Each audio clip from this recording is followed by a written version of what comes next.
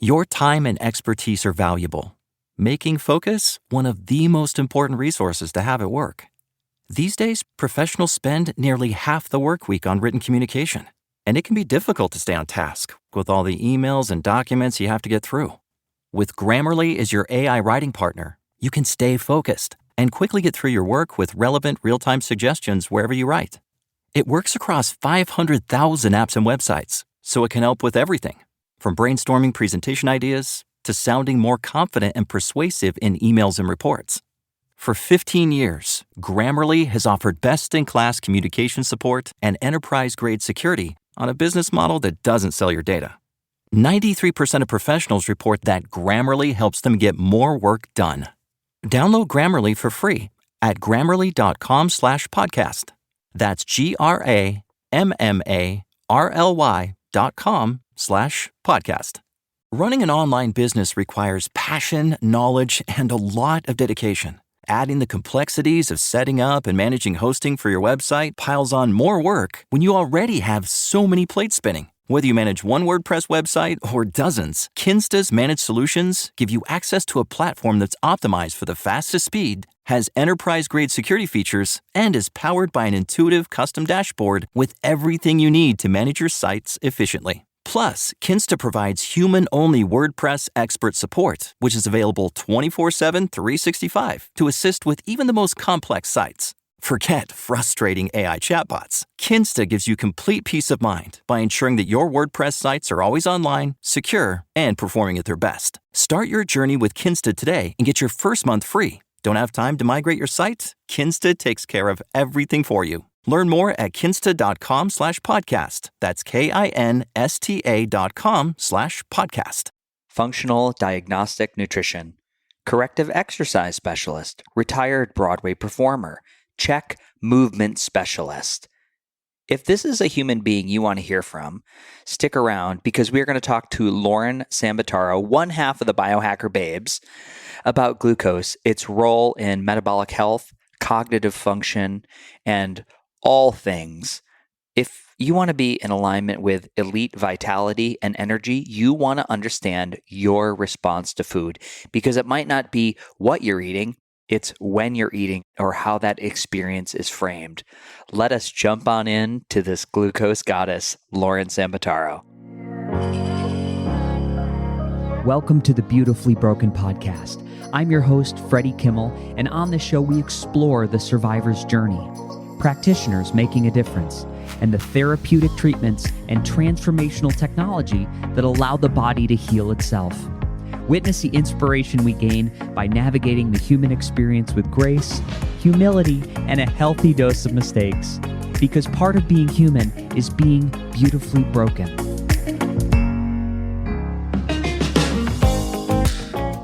Team, thank you for being you. Thanks for taking a break from this episode, which is amazing. I need to give a shout out to everybody who continues to listen and support. We have been working so hard to bring you products that really work, like Silver Biotics. Silver Biotics uses silver sol technology to give the immune system a boost. When you take it, your body releases chemical markers that signal your immune system that there's a threat, and the body kicks into high gear to defend itself. So the best part is, silver technology works with the natural system in the body, making it safe and an effective way to target invaders without all the nasty side effects of traditional medicine. There's over 60 patents and patents pending, and Silver Sol has sold over 30 million units, and there's no documented adverse reactions. The company is pretty darn proud of that. So think wound care, dietary supplements, cosmetics. They are biohacking the body with a mindfully enhanced supplement. So you can upgrade your oral hygiene with their toothpaste or their cosmetic line you can apply to the skin, or the new nasal mist for everybody out there struggling with kids that just come back sick every single week from school. Jump over to their site, use code Beautifully Broken in the checkout for a generous 30% discount on all the products. Team, let's get back into the show. Ladies and gentlemen, welcome to the Beautifully Broken podcast. I am sitting here with my good friend, fellow biohacker, fellow podcaster, one half of the Biohacker Babes, Lauren Sambataro. I am 100% of my 50% of the Biohacker Babes. Hello. Oh, it's good to see you. Great to see you as always. Yeah. You're glowing, by the way. You look great. Thank you. Yeah. I've been working on my skin. You've been working on your skin. My skin. Do you tell people how old you are in life or no? When they ask. Okay. Not a lot of people ask. I still think there's a little bit of fear in asking a female, especially around this general age category. Yeah, of course. I don't know. I don't get a lot of people that ask. When they do, I'm like, I'll tell you. I'll be 39 next week. 39 next week. Thank you for sharing. Sometimes I have no idea what my friends are between you and Natalie and Kristen and Molly. I have no clue. I'm like, we're all 30s, 40s, 50s, somewhere in there. And so everybody... It doesn't matter. It doesn't matter. But it is a funny generational thing in which we don't want to jump into that, or it's considered rude to ask, how old... I always mean it as a compliment. I'm like, how old are you, by the way? You look awesome. Mm-hmm. Yeah. Yeah. I also think we ask because it's a way of comparison, because we relate by comparison, right? People want to know so that they can actually have a familiar sense and then start engaging with you. Yeah. But people are scared of that, to relate. Yeah, it is scary. And then at the end of that questioning, you could argue that it's like, oh, when am I dying? It's like mortality or like shit. and it's... Great question. Yeah, great question. When are you going to die? I don't know. I don't know if it's tomorrow. The reason I had you on is... Oh, you go. I just wanted to share that I was watching this Netflix documentary about infinity. All these mathematicians and physicists talking about what is infinity and how life just will go on. You can never stop counting. There is absolutely no end. It's fascinating and scary, terrifying. Mm-hmm. I saw that. I can't watch that documentary. That title gives me agita and chills in my whole body. You would like it though, because the mathematicians, it's beautiful how in love they are with the concept of infinity and just their work. It's really fun to watch them just speak about what they're exploring and not knowing. Only to put a marker in the road, because I want to bring us back to talking about glucose and aging and cellular health and brain health, which you're an expert in. I went and saw Indiana Jones and the Dial of Destiny last night. And the whole premise, I won't spoil it, but they talk about Archimedes and a dial that could align through math, where there were rifts in time that would allow for time travel. And it was really fascinating. But it was, again, like you're saying, it was like very rooted in math. The guy's like, it's not science, it's math, and math works. It's fascinating. There is a lot of ways we could relate to that, but I don't know. I think too hard and it's beyond my comprehension. Yeah. So I asked you very candidly to come on the podcast. And I said, what is coming up for, what do you feel so passionate about right now in a container of health and wellness? What's really driving you and keeping you very curious? And you told me glucose, Freddie. Glucose has got me curious. So why glucose, Lauren? For so many reasons, but that's what I'm essentially spending my days and nights and weekends looking at, thinking about, talking to people about. Most of my clientele comes to me because they are curious about continuous glucose monitoring. So a lot of people are kind of turned on to the fact that diabetes, it doesn't exist in a silo. It exists on a spectrum. Our glucose functioning, our metabolic health, you could be metabolic syndrome, one end of the spectrum, but we don't become diabetic tomorrow, right? It's not a light switch. It's not one day off, the next day on. So people are getting turned on to this idea that the spectrum is really important. That's really what prevention medicine is. And so it's interesting why people come into glucose. Some of it is just biohackers. They're like, this is the next tool. I have to, check it off the list, figure it out, explore it for myself, which is awesome. Some people are coming into it because they have a family history of diabetes. Some people want weight loss. And then I think there's kind of this unexplored option that people are starting to look at more and more is, how can we just use this tool as a window into our physiology for a multitude of root causes, factors, diseases, experiences that we're having in life? Really, like, there are so many things under that umbrella: mental health, neurodegeneration, depression, anxiety. How do we adapt to toxins in the environment? So toxic exposures, chemicals, molds, mycotoxins, the air we breathe, the water we drink, right? That's a very long list that your listeners are familiar with. Yeah. Inflammation at large. Also emotions, trauma, isolation, social isolation. This all comes up in the context of glucose because glucose is a way that our cells are responding and adapting to the environment. So to circle back, the CGM actually is a window into how are you handling your stress? Yeah. Whether it be mental, physical, emotional. How are you handling these toxins that are pervasive in our environment, getting worse and worse every year? Not to scare people. I'm not here to be an alarmist, but we have a lot of opportunities here. Yeah. Can I ask you, just for a bird's eye view, what does like a level 1 and level 2 of glucose mismanagement look like? When people say I'm insulin sensitive or I am type 2 diabetes, type 1, can you give a little bird's eye explainer so we can put those in separate categories? On paper, it would look like going to your physician for your annual lab work, hopefully biannual. You want to get it every 6 months because our physiology is always changing. We could have markers in the pre or diabetic range. So looking at HbA1c, which is an average marker of glucose, 3 to 4 months average. You could look at fasting glucose, which I want to say is not super valuable because you're going into a doctor's office getting blood drawn. We have a lot of white coat syndrome where cortisol rises. It's not your normal environment. People may be fasting longer or less than the time that they normally do. We can measure insulin, which is the hormone that is responsible for this whole reaction in the body. And then we can look at all the metabolic markers. So from a numeric perspective or diagnostic perspective, we can put people into categories based on numbers. The other bird's eye view is how are you feeling? And this is the part that people don't really know. Diabetics don't necessarily feel that they're heading towards diabetes. And a lot of my clients come to me, and when they're having these glucose excursions, and we could talk about what is optimal, what is ideal. I don't know that we have a lot of long-term research on what it should look like in a healthy individual. But we have some ideas just based off of the evidence and research that we do have. But I find that's a huge missing piece. Not everyone feels when they're either hyper or hypoglycemic. So traditionally, we're really going off of labs and numbers to be diagnosed or put into a category or to say, hey, you really need to start paying attention to this. So bird's eye view is we use numbers on labs, and the CGM also gives us numerical feedback.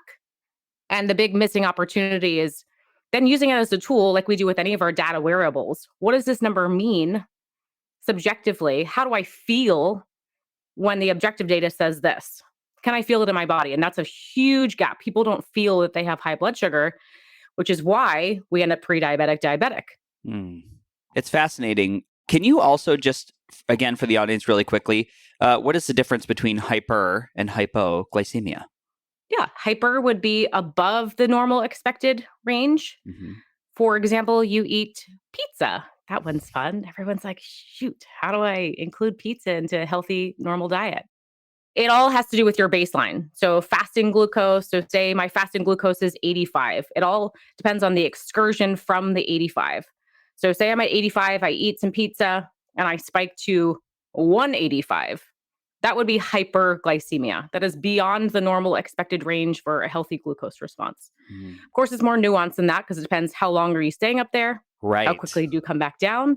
Do you then go lower than your baseline and rebound? And that's when we start to feel fatigue, brain fog, digestive upset, all kinds of things. Irritability, depression, anxiety. Hypoglycemia would be below your normal expected baseline. And we could have reactive hypoglycemia to foods. So particular foods, if you're not eating the right macronutrient composition, protein, fat, carbohydrates, could also be a factor of things in your environment, water, air, dehydration, that list goes on. And then there's just standard hypoglycemia where you just tend to run a little bit lower. You could think of this as like your low energy people, like low cellular energy, vibrating at a very just kind of low frequency. Sometimes also shows up as hypo, so under. Hypo would be low. Hyper would be high. Amazing. I always just like to clarify that because sometimes I'll be listening to a podcast and we'll go over a term and there's an assumption made. Everybody knows what we're talking about. And it's a good re-education for me. When I had my N=1 experiment with a CGM, it was really uneventful, which my doctor said, hey, I want you to, my nurse practitioner, Caleb, he said, hey, I want you to put this on for 2 months and just see because I don't know. And my thought is your hormones are in balance, you're gaining muscle, you're sleeping good. I'm assuming that this is going to be pretty uneventful for you. You don't have resistance to weight loss. He's like, everything seems to be working quite well. Your labs look really, they're on the uptrend. So I would imagine, but he wanted to look at those things with the history of Lyme and the history of all my mold exposures, if there was a possibility I wasn't regulating glucose well. So when someone wears a CGM, And I wanted to wear one because I saw influencers wearing it. I was like, oh, that looks cool. It's like the badge of honor. You're like, look what I'm doing to bring awareness to my health. I'm in the club. Yeah. I mean, it's fun, but if I'm not giving pictures of it every day, showing you, look, always watching, always monitoring, is it really that cool? So I notice people do wear them a lot. And my question to you is, as someone who's studying this, what is the case to be made for wearing it all the time? Would you eventually get enough data where you sort of know how your body is responding? Really great question. Again, it kind of depends on the goals, the personality, the lifestyle. My goal as a practitioner is to get my clients to get the most out of their data in a small amount of time. I want efficiency. Some people will wear it ongoing because they really like the accountability. They say, hey, my behaviors are better. I show up better. I make better choices when I have this accountability on my arm, right? It's like a little birdie, it's a little doctor saying, maybe I shouldn't do that. Maybe I should do something a little bit different, right? And so there are people that make micro changes based on just having it ongoing. For me, I don't want to be attached to wearables and technology for the rest of my life. And it's really important to me to train my intuition to be able to pick up on those signals and cues from my body and not from a device. We have a lot of blind spots and we're not really cued in and conditioned to feel those things and to know these numbers. That's why we wear Oura Ring, Whoop, BioStrap, get neurofeedback. So again, there's a lot of reasons why people come into it, but my number one goal with clients is, can we get the most out of this and move on? And then free up space for something else. But there is a subset of the population that says, I am a much better human. I make healthier choices when I have it. Fine, keep wearing it. If that helps you, that is invaluable. Yeah. Yeah, I would agree. I'd say it's like training wheels on a bike or the bumper lanes in a game of bowling. You could argue for both. And yeah, and it's really about your lived experience and your levels of joy and you knowing yourself. You know, for me, let me give you two examples. I tend to, my joints, muscles, and tendons, I feel so good when I do like a keto split. When I do 5 days of like being in measurable ketosis and then doing a refeed 1 or 2 days, one fasting day a week, it's like I'm a different body.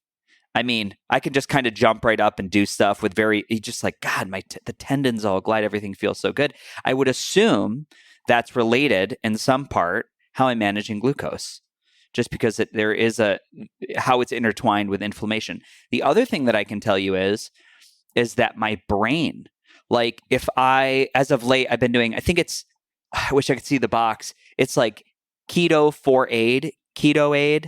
Do you know what I'm talking? It's like Key4 Aid. The ketones? Yeah. It's a little bottle, but I'll do like a shot of that. It tastes like acid batteries. That's the best thing I could say. It's not dessert. It's Ketones not are not dessert, kids. No, but I mean, I think it rivals any smart drug that I've done. I get really, really good cognition when my ketones are in a measurable range in relation to glucose. So I just wonder, you know, again, through my education, so I have this lived experience with trending away from glucose, leaning away from carbs, leaning into the ketones. I'll tell you the other thing is if I have like a couple bad days of like travel and I just can't find good food and you're like, okay, the cleanest thing, it's like, I don't know if you've ever done this, like, even though it's relatively clean, like Chipotle uses seed oils, right? Yep. You get the white rice 3 days in a row. Maybe you get a side of chip and you just feel suboptimal. So that's been my experience, like playing around with better understanding my body as its own internal compass to make decisions about food. And I think right now I'm like, well, I'm good. I know right now. Now, the things I haven't played around with are like, what are the implications to more? I've been moving more. Like every single day I've been starting walking with Sunrise. I'm 5 days in a row. You know, I'm starting to do things. I'm going to do 40 sessions of HBOT in a hard shell chamber. Like now I'm like, oh, I should probably put back on monitors just to see if some of these new variables are going to make a change. Yeah. As you said, your lived experience is the most valuable. And that's where it's interesting when clients come and they say, tell me what to eat. Like, let's look at your glucose so we have some information to work off of. And then you need to tell me how you feel. You're very tapped into how you feel. I would say that's not the norm. Most people, you ask them, how do they feel in their body? And they go, oh, no one's ever asked me that. I don't know. I've never given it the time and the space to think about it. But yes, there will always be more experiments. I don't think the experiments will ever run out. Yeah. They are infinite. The way we started this conversation, they could go on forever. Yeah. So I think if it creates a dialogue where you and your body can have a conversation to decipher the variables and the feelings and the data, then yes, you should put it on again. It also it exists on this checklist of metabolic health where sometimes it's not the only thing. And I think if you're curious about it, you should put one on so that either opportunities are revealed or you go, oh, I'm okay. And then you have the confidence to go, I know that my insulin is functioning well. I have metabolic health. Maybe I need to look somewhere else. I think we get really kind of fixated on one particular thing because people are doing it, right? People are wearing the CGM. It's trendy. This has to be the solution to all of my problems. Sometimes it is. And then some people have the experience that you had. My dad put it on. No glucose issues. Okay, we move on. What else can we look at? What else are we not addressing? What are we missing? Yeah. But there will always, to circle back, there will always be another opportunity to test, right? Yeah. There's always going to be more. Yeah. Leading question for you. How many people do you think you've worked with specifically guiding them through the lens of glucose? Almost 300. Almost 300. 2 years. Yeah. That's amazing. So again, what I'm really finding is I am so in love with, we're going to take the name influencer, we're going to set it to the side. You influence people's health because you're putting yourself out there. But I don't like the name. What I'm really in love with are people who are so passionate about wellness, sharing their lived experience and their story, but they have a foot in clinical practice. What I've found is it's having people in your presence, having hands-on bodies where the rubber meets the road. The outliers keep you very humble because we don't start to, we can listen to enough, and I find this a lot in our space. People listen to enough people, they drink the Kool-Aid and they're like, oh, well, blah, blah, blah said this is all I need to do. And I'm like, I don't see it always working out that way. So with your clinical experience, which I'm just celebrating you for, taking a moment to celebrate that, which one of these factors would you assume has the biggest impact on your CGM? Sleep, stress perception, food and nutrition? I would put food and nutrition. Is that the last one? Is it ABC? I think it's ABC, yeah. Was there a 4 that you would put in there? Again, the list is endless. I would probably, for the sake of the conversation, add movement, exercise in there. Oh my God, so stimulating important. Muscle. What a blind spot. I am going to put food and nutrition at the bottom of the list, which surprises a lot of people. And that's what I think, just because of the historical context and connection with glucose and metabolic health, we think food. We think food is the only problem. But if we go around the holistic wheel, stress perception is huge. I'm so glad that you brought that one up. And I would probably put stress perception against sleep. I think that would be those would be some pretty strong contenders. Probably have to argue that if we're getting good quality sleep, we're going to be more resilient and potentially have more positive thoughts in reaction to our stress. And we could start to more positively engage with it. But I don't know. Those are two top contenders. Movement is really important. It's really hard to put these on a priority list. Oh, I know. All are interwoven, right? Interconnected. There's never one root cause. I think this is like kind of a big thing in the industry. Everyone's root cause. Its root cause is multifactorial. Everything is connected. Like beyond our scope of understanding, things are so connected. Yeah. We need muscle for good glucose control. In fact, it's like the preferred storage site in the body.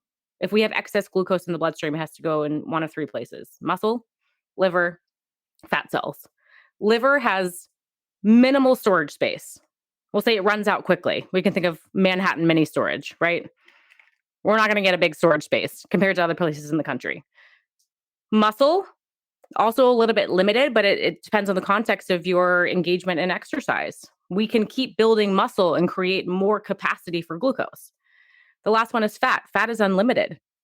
And it's a little bit of a survival, not a little bit, it's a lot of a survival response. We have fat storage to protect our bodies from excess glucose in the bloodstream, to get us through periods of famine, which we don't have because we have food 24/7. But our evolution has created this survival mechanism that we can store fat in case of. But preferred storage site is muscle. But if we're not getting good sleep, we're not going to have good muscle protein synthesis. So it goes very high up on the chain, but I probably would argue that sleep above all else. But then there's also stress response to poor sleep. A lot of us think, oh, I'm not getting good sleep. And that's why you wear a wearable, because we get blind spots. Either you think you're getting terrible sleep and then you look at your wearables and go, oh, maybe it's better than I think. And then we start to have a more positive dialogue. Yeah. Could be the opposite. Yeah. So again, stress perception is super, super important. And I see that with glucose a lot. A really common one is I'm not going to wear my CGM on vacation because I want to be bad, or there's no possible way that my glucose is going to behave. When we go on vacation, we tend to be outdoors more, sunshine, better circadian rhythm, we're in nature, more negative ions. The whole stress response gets down-regulated. Our nervous system is much happier on vacation, right? It's not because we're not working and we're drinking more. Yeah. It's because most of us are outside, we have less stress, and the glucose actually behaves so much better because our nervous system feels better. Yeah. And so that's just one example. Like stress, perceived stress may not be what you think. So we have to be in constant dialogue with this idea of stress, because your perception of stress could be way worse than the actual stress. And we know that's a huge bucket. Physical stress, chemical stress, emotional stress, mental stress. It's a big bucket. Yeah. What is your relationship to it? Ladies and gentlemen, biologicalmedicine.org. Don't go there yet. I have a question for you. Are you tired of standing around in this deep knowing that our healthcare system is broken, but we never do anything about it? Well, Biological Medicine for Practitioners is the ultimate hybrid online and in-person certification course designed to help you integrate biological medicine or biomed into your practice. So, unlike traditional medicine that often focuses on treating symptoms, biomed treats the whole body, addressing root cause of illness through 3 pillars, that is detoxification and drainage, nutrition, and immune building.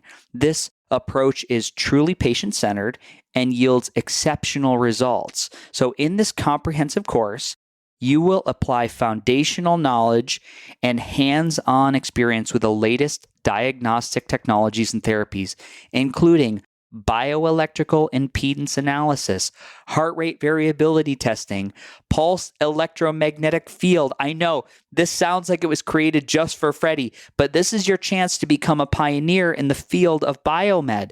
This is for healthcare and wellness professionals, all the way from doctors to personal trainers. I want you to go to biologicalmedicine.org and look for the Enroll Now button. And if you use code BeautifullyBroken, you'll receive the Intro to Biological Medicine for free. That's a $200 value. Friends, let's go do this. This is our time to seize the day. Join the Biomed and help create a real paradigm shift and the way we deliver results for our patients. Let's do this. Because you're also a check movement specialist, and I will read a mini bio before we drop into the podcast with the listeners.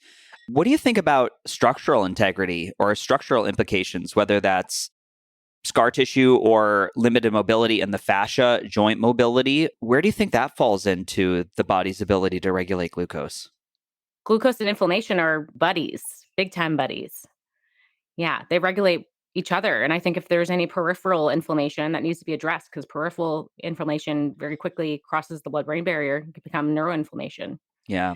Glucose can create neuroinflammation. So anything that's going to trigger a stress response, it's going to trigger an inflammatory cascade. And then, of course, we come back to this root causes, right? Gut-brain axis. We're going to have to look at the gut. We're going to have to look at the brain. We're going to have to look at your perception of stress. We're going to have to look at your sleep.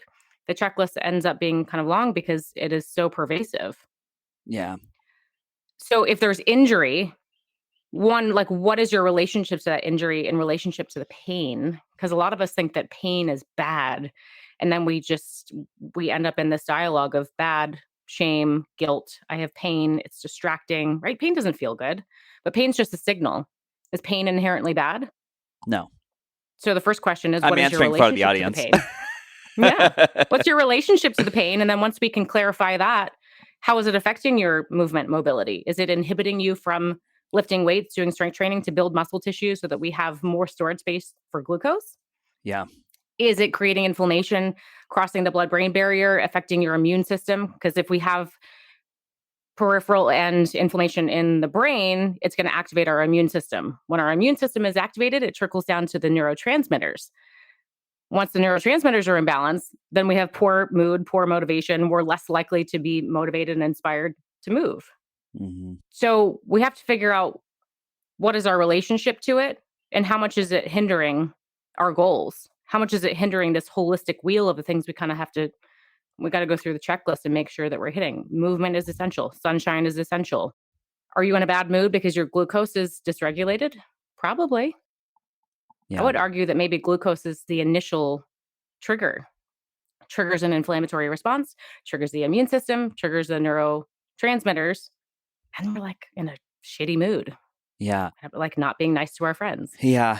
It's certainly wild to think about. You know what just in this conversation, what comes up for me is if I were to put, just like on my Tesla, I don't own a Tesla, but if I were to have a Tesla, I would have dials on the dash in which I'd want to know oil pressure, gas, mileage, engine temperature, all those things. I think on the human dashboard, you really want to understand through different periods of your life and different ages where your glucose is riding.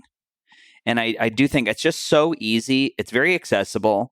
It's not an incredible investment. And in fact, I think both of mine were covered under my insurance, my CGMs. I would say you're lucky. That doesn't happen so often. Yeah. But it certainly is the first place you should try. If you can get it covered, it's fantastic. But yes, the investment in the scheme of health and wellness and the things that we're trying to achieve and the bang for your buck, I mean, pennies. Yeah, pennies. I would agree. The other thing that came up for me on this list, so I had said sleep, stress, food. We had added movement. Of course, my brain, I'm making notes. I said lymphatics. Like right now, I'm just on this lymphatic twist because of Flowpresso, and I'll just say my one little sentence right now. The idea that there is 3 times as much lymphatic fluid as there is blood, and there's no pump to drive it. It operates on the principle of fluid dynamics. It's a pressurized system, i.e., like there's a lot we need to manage to make sure it's functionality, and that is your immune system. It's like how the body is going through, and like the little lymph nodes transfer as a transfer station in the mind. Imagine it as a transfer station, a sorting station. And it's saying virus, cancer, bacteria. And it's literally the lymphocytes are marking these cells so the body can determine what the next step is. I'm like, that system, no one knows about it. Nobody talks about it. It's just like, the time it comes up is when you find your cancer has spread to your lymph nodes. And the idea is that it's like, oh, that damn lymph, it got cancer. It's like, actually, the lymph was doing a job. It's slowing it down there. It's really fascinating. So I would be really interested to explore, and I just don't know, another podcast, the relationship of lymphatics and glucose. Yeah, I haven't had any clients that it would be a fabulous experiment to get some Flowpresso people and a CGM. I've never seen that directly, but it's another form of movement, right? We're moving the lymph. Same as the benefits of movement exercise. Our bodies are dynamic. They're changing. We need stimulus. We need things to adapt to. Yeah. When we have stagnation, that's where we have disease. We don't want things to stop moving. So would be really interesting to see in the context of glucose, but we don't want to micromanage that or look too closely because we're supporting the body's natural healing abilities, right? Yeah. So, people are doing sauna and cold with glucose and think, oh my God, the sauna spikes my glucose. That's bad. Or the cold plunge drops my glucose. Is that bad? It's really in the larger context. How is it supporting your body's natural healing abilities? In the moment, maybe it looks scary and it looks like stress because it's a hormetic stress. Yeah. But then we have to look at your stress bucket over time. How is it actually improving or stalling your health? Right. So it'd be a very interesting experiment to see if we are supporting the lymph. Does that add up to more resilience, better blood flow, better resilience, better immune response? Because these are all responses in the body. Like insulin response or insulin resistance is actually a survival response. Our body's trying to protect us. Same with inflammation. Not bad. Our body's trying to protect us. Yeah. So we can't micromanage any one of these things. Yeah. It is really, again, this theme comes up. It's just this interconnected nature of it all. And it's funny, we started on the infinity and the model of time. Just keep going, go by the numbers, that how connected it all is. And so again, an important tool good awareness. It's a way we can have insight into the body. These are things I'm garnishing from this conversation, and seems very, very accessible. Where is there a resource in which you would point someone to say, here's a great guide at like understanding a CGM, the numbers, what's happening? Go. Ooh, well, yeah, that market is exploding right now. So there's a lot of popular CGM companies like Levels, who I'm associated with, but there's also Very, there's NutriSense, and they all have fabulous websites with endless blog articles that you can read as an introductory, education into these things. I would probably start there because they have written these articles for the public, for public consumption.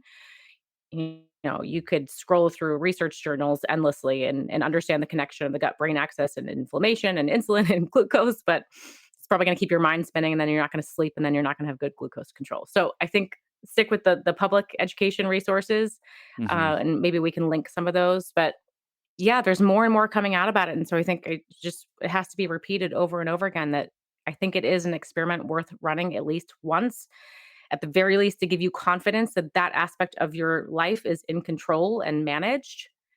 And I would say if you fall anywhere on the spectrum of depression, anxiety, mood disorders, energy dysregulation, poor sleep, any inflammatory conditions, be a really worthwhile place to look.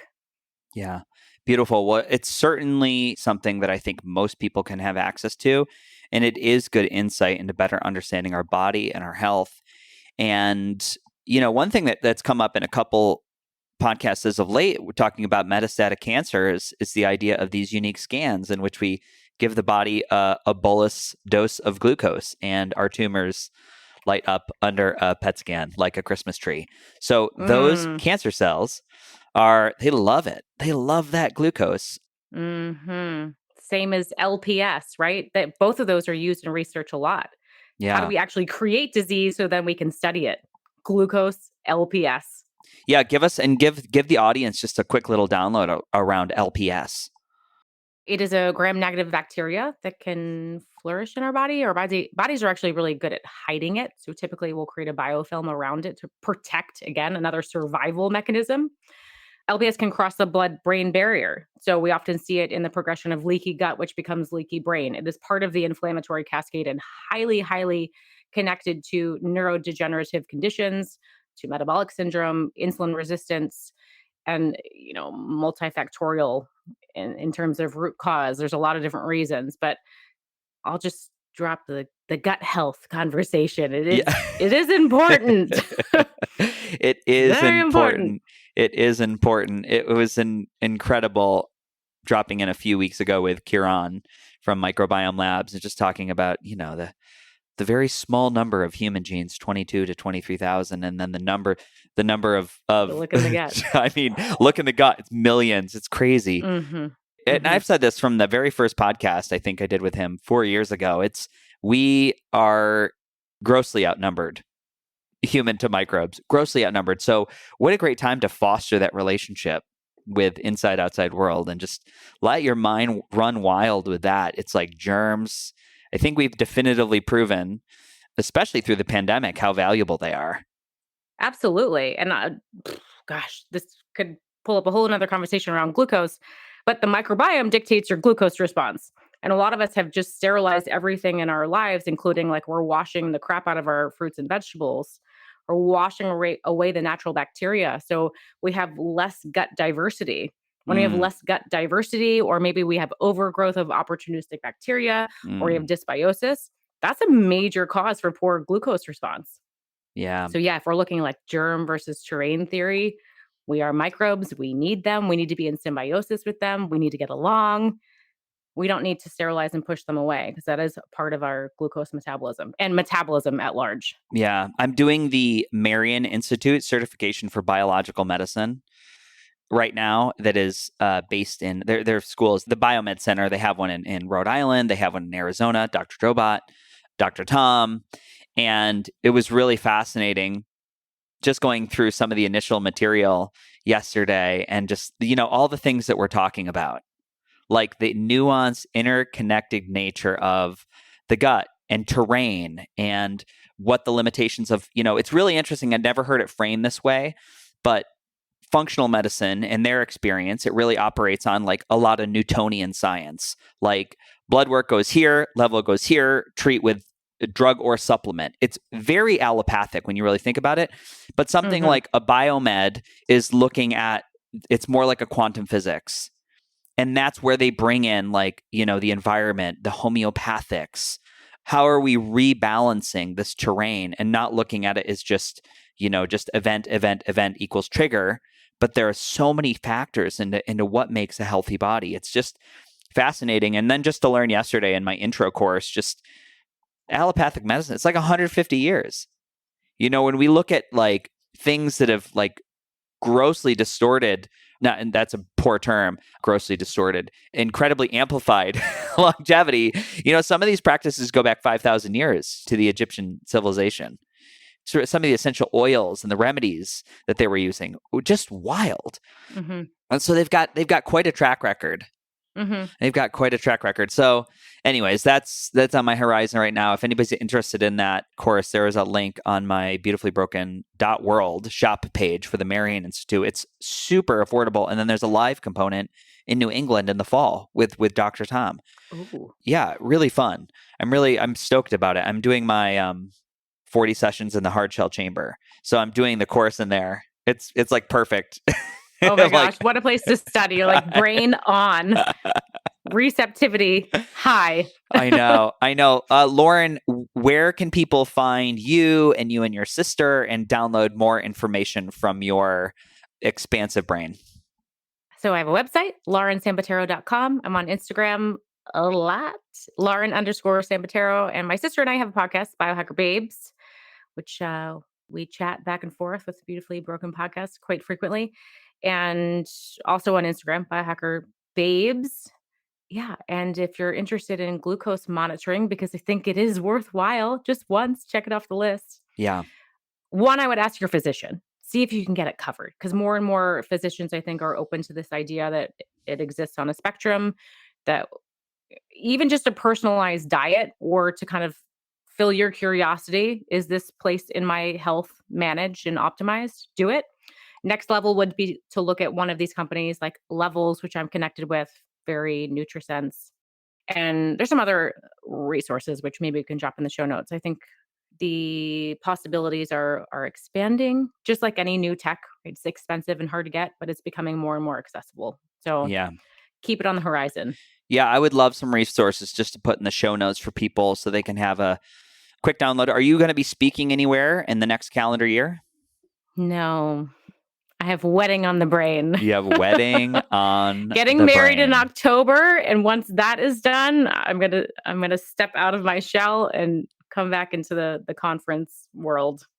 Great. Well, I will tell you. Stay tuned.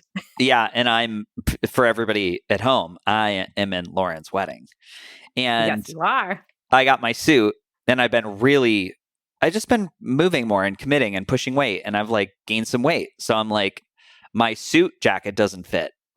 I was like, whoa, it's like stretchy.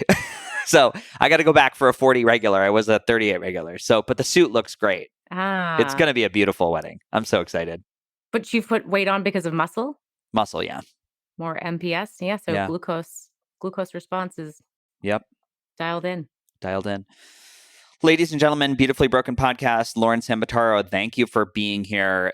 I deeply appreciate your time, your knowledge, and your insight. And it's so refreshing to listen to you grow and staying so curious about this field of health and wellness. Thank you, friend. It is my favorite trait, curiosity, right? Yeah. Keeps things alive. All right. We're going to shut this down. Big love, everybody. Bye.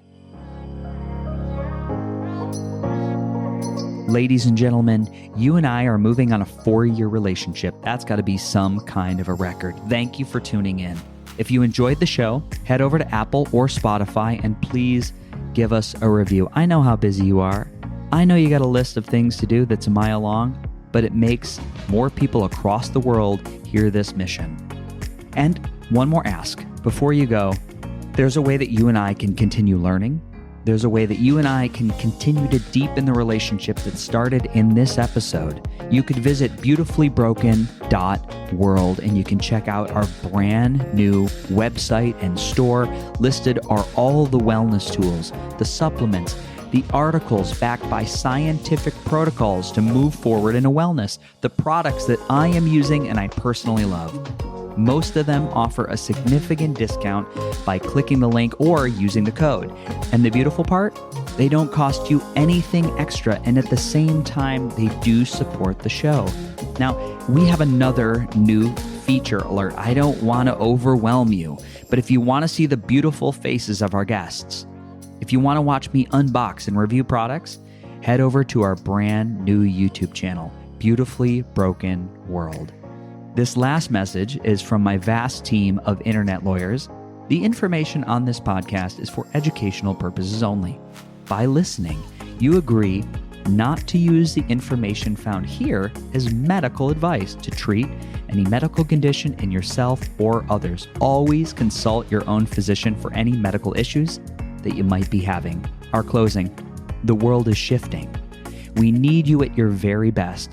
So take the steps today to always be upgrading. Remember, while life is pain, putting the fractured pieces back together is a beautiful process. I love you. I'm your host, Freddie Kimmel. Running an online business requires passion, knowledge, and a lot of dedication. Adding the complexities of setting up and managing hosting for your website piles on more work when you already have so many plates spinning. Whether you manage one WordPress website or dozens, Kinsta's managed solutions give you access to a platform that's optimized for the fastest speed, has enterprise-grade security features, and is powered by an intuitive custom dashboard with everything you need to manage your sites efficiently. Plus, Kinsta provides human-only WordPress expert support, which is available 24/7, 365 to assist with even the most complex sites. Forget frustrating AI chatbots. Kinsta gives you complete peace of mind by ensuring that your WordPress sites are always online, secure, and performing at their best. Start your journey with Kinsta today and get your first month free. Don't have time to migrate your site? Kinsta takes care of everything for you. Learn more at kinsta.com/podcast. That's KINSTA.com/podcast. Professionals spend nearly half the work week on written communication, so focus is important. With Grammarly as your AI writing partner, focus and quickly get through work with relevant real-time suggestions. And it works across 500,000 apps and websites, so you can sound more confident and persuasive wherever you write. 93% of professionals report that Grammarly helps them get more work done.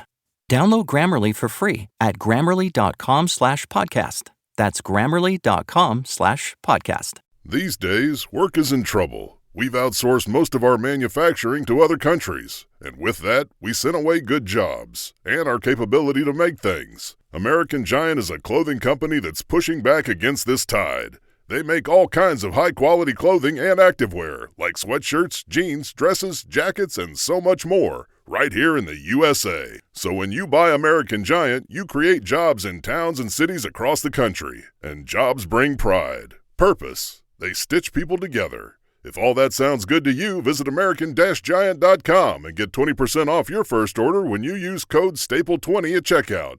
That's 20% off your first order at American-Giant.com with promo code STAPLE20.